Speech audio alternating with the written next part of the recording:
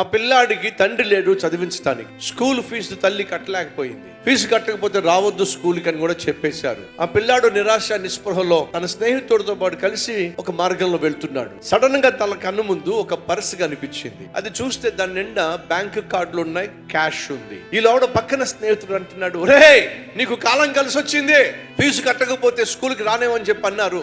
సరైన సమయంలో నీకు పర్స్ దొరికింది. పర్స్ నిండా డబ్బులు ఉన్నాయి, స్కూల్ ఫీజు కట్టచ్చు, మనం హ్యాపీగా వెళ్ళి హోటల్లో భోజనం చేయొచ్చు, లేక టిఫిన్ తినొచ్చు, దాంట్లో డబ్బులుది అని చెప్పినాడు పక్కోడు. అప్పుడు ఈ కుర్రోడు అంటాడు, రే దొంగతనం చెయ్యొద్దని మా అమ్మ చెప్పిందిరా. మీ అమ్మకి ఎవరు చెప్పారట? పరిశుద్ధ గ్రంథంలో ఉన్న దేవుడు చెప్పాడట, నీ కర్మ అయితే అని చెప్పి అనేసాడు. ఈ లోపల ఒక అతను పెద్ద ఆయన పరుగు వచ్చాడు. పెద్ద ఆయన అంటున్నాడు, నా పర్స్ పోయింది బాబు, దాంట్లో నాకు విలువైన బ్యాంక్ కార్డ్స్ ఉన్నాయి.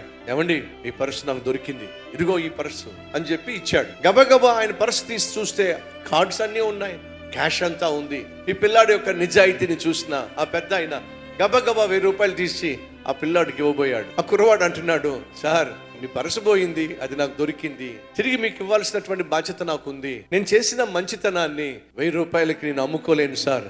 మా అమ్మ చెప్పింది, ఏ రోజు కూడా మంచితనాన్ని అమ్ముకునే ప్రయత్నం చేయొద్దు అని చెప్పి, కాబట్టి మీ డబ్బులు నాకు వద్దు సార్. ఆయన ఆశ్చర్యపడిపోయాడు. ఈ పిల్లాడు ఎవడో చాలా మంచోడు, వెళ్ళిపోయాడు. మరుసటి రోజు ఆ స్కూల్కి వెళ్ళినప్పుడు టీచర్ చెప్తుంది, ప్రిన్సిపల్ మేడం నేను రమ్మని చెప్పింది, అయితే నన్ను తీసేస్తారనమాట అని బిక్కుమంటూ ప్రిన్సిపల్ రూమ్ లోకి వెళ్ళాడు. మేడం రమ్మన్నారట.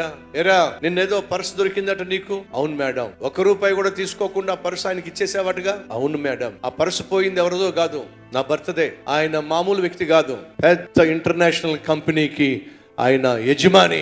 నీ గురించి తెలుసుకున్నాడు, నాకు చెప్పాడు. ఆ పిల్లాడిని పిలిపించో, ఆ పిల్లాడు ఏం చదువుకుంటాడో, ఎంత వరకు చదువుకుంటాడో నేనే చదివిస్తానని చెప్పో. యథార్థవంతులను బలపరుచుటకు యెహోవా కనుదృష్టి లోకమంతా సంచరిస్తుందండి. నాన్న లేడో, నాన్న వాళ్ళు లేరు, చదివించే నాథుడు లేడో, కానీ దిగొచ్చాడండి పరలోకం నుంచి నా దేవుడో. నిజాయితీ పరులను యథార్థవంతులను బలపరిచే దేవుడు దిగొచ్చాడు. ఆ పిల్లాడికి అండగా నిలబడ్డాడు. అడ్డదారిలోనో దొడ్డిదారిలోనో పైకొచ్చే ప్రయత్నం చేయకండి, కానీ యథార్థంగా జీవిస్తూ దేవుని దృష్టిలో మనం పడ్డాము అని అంటే ఆకాశమే హద్దో. అప్పటి వరకు దేవుడు కోరుతుంది ఏంటో తెలుసా? విశ్వాసాన్ని కాపాడుకో, ఆత్మీయతను కాపాడుకో, యథార్థతను కాపాడుకో. తగిన కాలమున నా దేవుడు నీ జీవితంలో నువ్వు అడిగిన దానికంటే శ్రేష్టమైంది, ఊహించిన దానికంటే అద్భుతమైన ఆశీర్వాదాన్ని ఇవ్వబోతున్నాడో. ఈ రీల్ లైక్ చేయండి, అనేక మందికి షేర్ చేయండి.